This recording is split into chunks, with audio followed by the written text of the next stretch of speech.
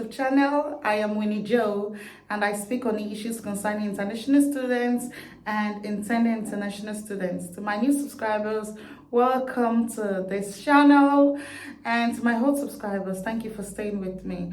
Alright, to the new subscribers, you can actually scroll down to see the rest of my videos. I've made numerous videos concerning so many deep issues that you would encounter in your journey to the UK. And if you're already in the UK, I keep dropping videos that would aid your living in the UK. Speaking on that note, I have a Telegram group where you can actually join in, and there are a lot of people willing to share their experience with you. People ask questions and you'll be able to get answer to whatever aspect in this journey that you find it difficult. And the link to the Telegram group is in this video description. So you just click on the link and that's it. You're good to go. For all business inquiries, please send an email to winniejoe21@gmail.com. Thank you, Amber students. Amber students have been with us from day one, giving us everything we need to make sure that we have the right resources, we give out the right information to the right set of people. Amber Students also takes care of the needs of international students, ranging from accommodation to help in settling down in the UK, opening a bank account, accessing scholarships, and so much more. Thank you to Amber Students for sponsoring this video, and God bless you. So to the video of today, I'm going to talk about something very important, and something that I think that we are not talking on so much. We are not discussing about it much. Okay, so let's talk about the UK and your marriage, or being married in the UK. I've been in a position to hear a lot of issues that international students have encountered on their arrival to the UK. In fact, they're not up to 2 months, 3 months in the UK, and these issues have popped up. And it has been so much that at a point I almost fell victim to this, but I had to draw back and go back to the reading table with my husband, and we say, how do we work this out? How do we make things more easier for us as a couple in the UK? Initially, I wasn't working, but when I started and I started getting more payment from some other sources that I actually dive into, I discovered that this is not like Nigeria, this is not like Africa, where you have relatives, you have relations to help you. That is not the case here in the UK, and I found it very difficult to adjust. I was already used to this life of not spending my money. I was just already used to the life of people being on grant to help me with children and stuff. I just don't live my life and a baby girl for life. But it's actually wanted to spoil a lot of things. And these are the issues that a lot of married couple need to talk about. When you come to the UK, you are going to be tried. Your marriage is going to be tried on a whole new level. It is not easy. And so this is the first point that we had to tackle: financial stance. All right, how do we combine to fund our expenses? We've got children on ground, we've got expenses. What do we do? How many hours should I work? How many hours should you work for us to be able to have savings after meeting these expenses? So these are the discussions we had to have. And before we could have the discussion, I think we have to sit down and use our sense. And this is still the same challenge a lot of international students are still going through. And people still call me to now and say, this is what's going on. My husband has changed. My wife has changed. They don't want to bring out money for anything. They don't want to. It's not them. It's the stress of getting this money. So you need to work as a team. One person cannot be flexing and the other one is working. It won't work. All right. So this is one aspect, the financial aspect, that international students need to be aware of and try to sit down with your husband for. If you want the wife to sit at home, then you should appreciate her sitting at home, because being at home with the children is a full-time job. Or like taking them to school, bringing them back. And you as the wife, there's nothing like being idle here in the UK. You could actually, I shared a video one time on surveys you could do while sitting down. You just fill surveys. To get a laptop here is very cheap. So you just fill surveys and try to get more money into the home, even though you are sitting at home. All right, you can actually make money from home. Another aspect is the studies.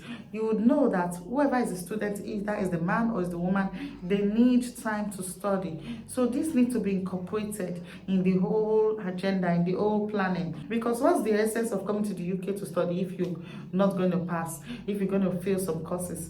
There's really no need of all that stress.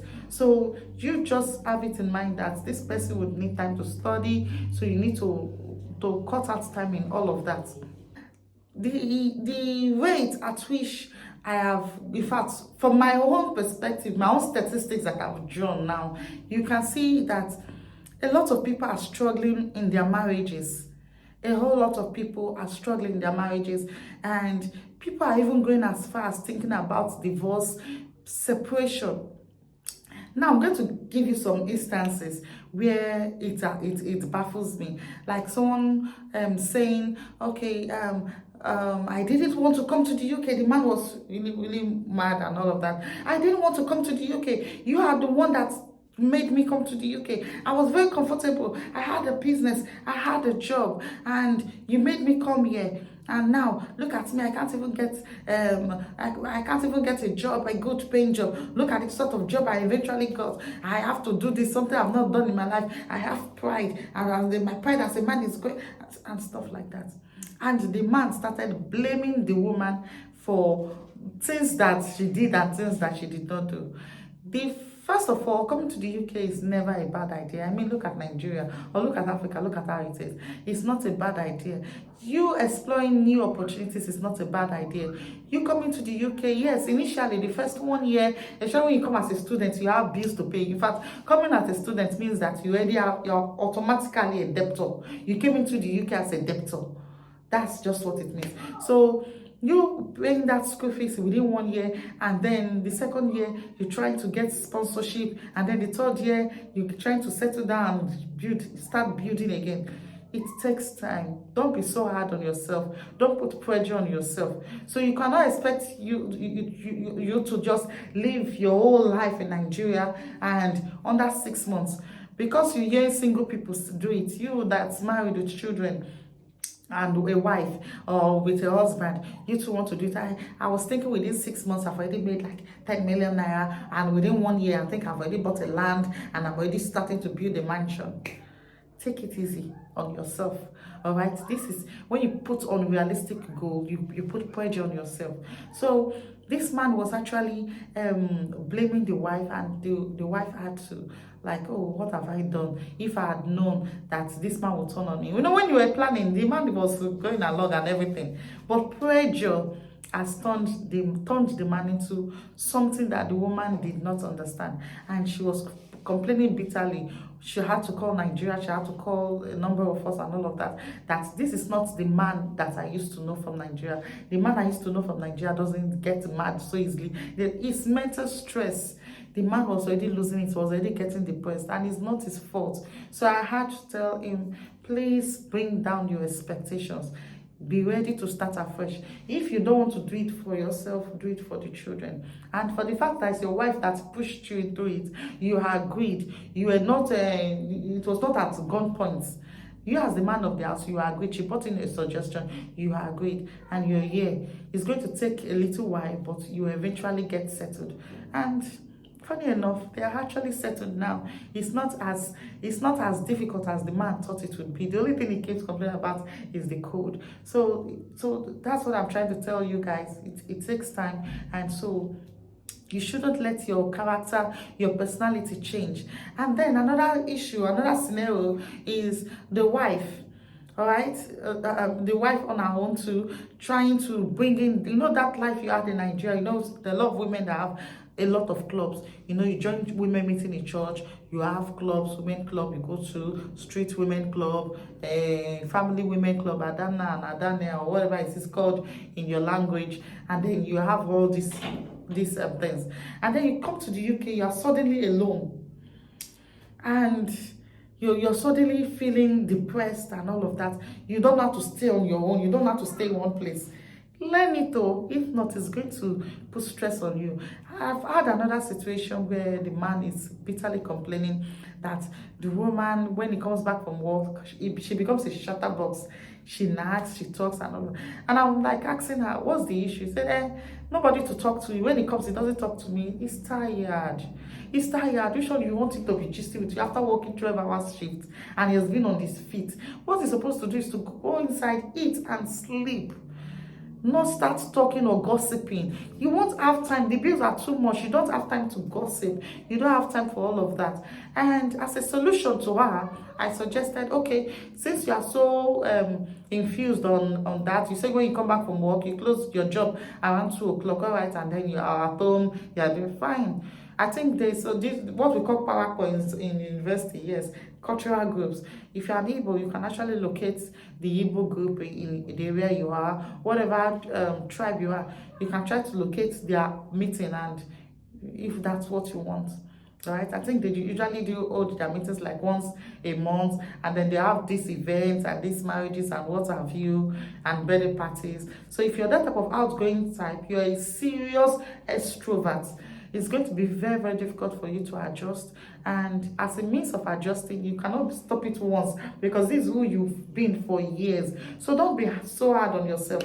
All you just have to do is maybe look for an African near you, or a meeting near you, and you just start. And funny enough, there are a lot of clubs around here. Yes, we have this women parents club and all of that around here. Even though they are white, they are very, very funny to be with. I've been in one of the meetings and I almost forgot that I was not with Africans, I was not with Nigerians. This women's sense of humor their sense of humor was top notch.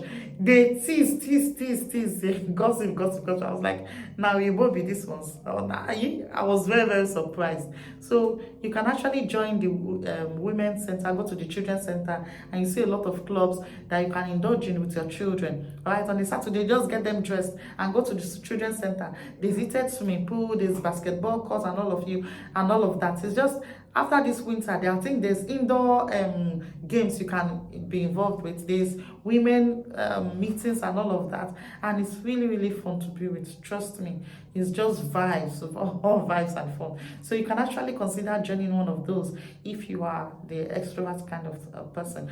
But when you're just coming to the UK, I don't think that should be a priority. What should be a priority is how to get settled down, how to get a house, how to get a car, how to get a permanent stay. That should be your priority. I think these are the areas I'm going to touch for the now, all right, so I don't go so far.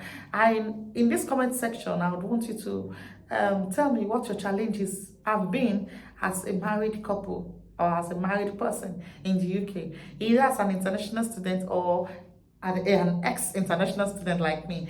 I want to know in the comment section, all right? And let's continue this discussion in the Telegram group, and let's see what we can learn from each other and how to help ourselves. Thank you all for watching this video. Don't forget to like, share, and subscribe, and don't forget to join the Telegram group, as I said earlier. Bye for now.